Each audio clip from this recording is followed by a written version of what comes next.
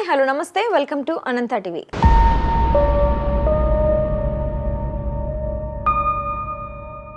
ఏపీలో విజయవాడ నగరాన్ని వరద నీరు ముంచెత్తింది. సింగ్ నగర్, పాయకాపురం, కండ్రిక ఇతర ప్రాంతాలు పూర్తిగా నీట మునిగాయి. వరద నీటిలో లక్షలాది మంది ప్రజలు చిక్కుకుపోయారు. విజయవాడ వరద బాధితులను ఆదుకునేందుకు రాష్ట్రంలోని అన్ని ప్రభుత్వ రంగ సంస్థలు సిద్ధమయ్యాయి. రాష్ట్ర ముఖ్యమంత్రి నారా చంద్రబాబు నాయుడు ఆదేశాల మేరకు కాకినాడ జిల్లా కలెక్టర్ షణ్మోహన్ సగిలి సూచనల మేరకు కాకినాడ జిల్లా నుండి ఆహార పొట్లాలతో పాటుగా పారిశుద్ధ్య కార్మికులు కూడా పెద్ద ఎత్తున తరలి వెళ్లారు. ఇక civil station, revenue, municipal corporation నుండి పెద్ద ఎత్తున ఆహారం తయారు జరుగుతోంది. ఇప్పటి వరకు మున్సిపల్ కార్పొరేషన్ నుండి 1,00,000 ఫుడ్ ప్యాకెట్లు, 200 మంది పారిశుద్ధ్య కార్మికులు వెళ్లేందుకు అన్ని ఏర్పాట్లను అధికారులు చేశారు. ఈ సందర్భంగా కాకినాడ ఆర్డీఓ ఇట్లా కిషోర్ మీడియాతో మాట్లాడుతూ విజయవాడ వరద బాధితులకు చేపట్టిన సహాయక చర్యల వివరాలను వెల్లడించారు.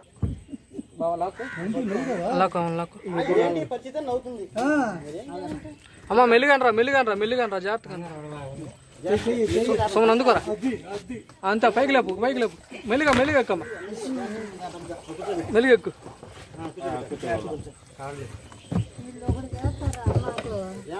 ఏమైంది తమ్ముడు, మెల్లిగెక్కురా, మెల్లిగెక్కు.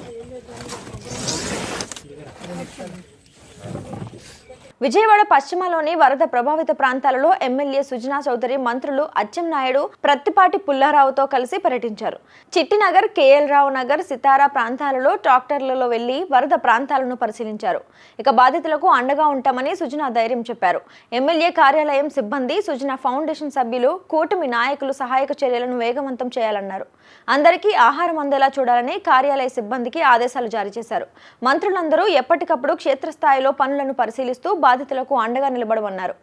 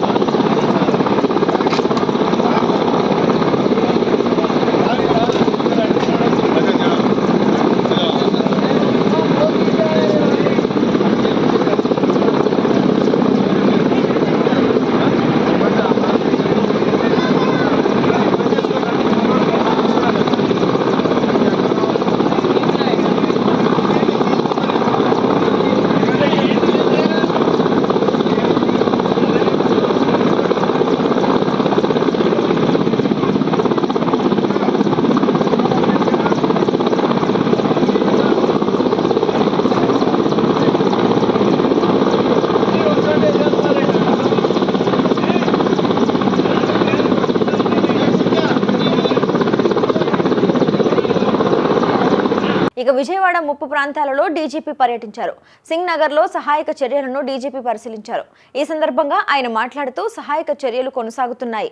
ఆహారం పంపిణీ దగ్గర ముక్కుముడిగా రావడంతో కొంతమంది ఇబ్బంది కలిగింది. ఇక వరదలో గాయపడ్డ వారిని ఆసుపత్రికి తరలించాం. గాయపడ్డ వారిలో 2 మృతి చెందారు. సాయంత్రానికి వరద తగ్గుముఖం పట్టే అవకాశం ఉంది.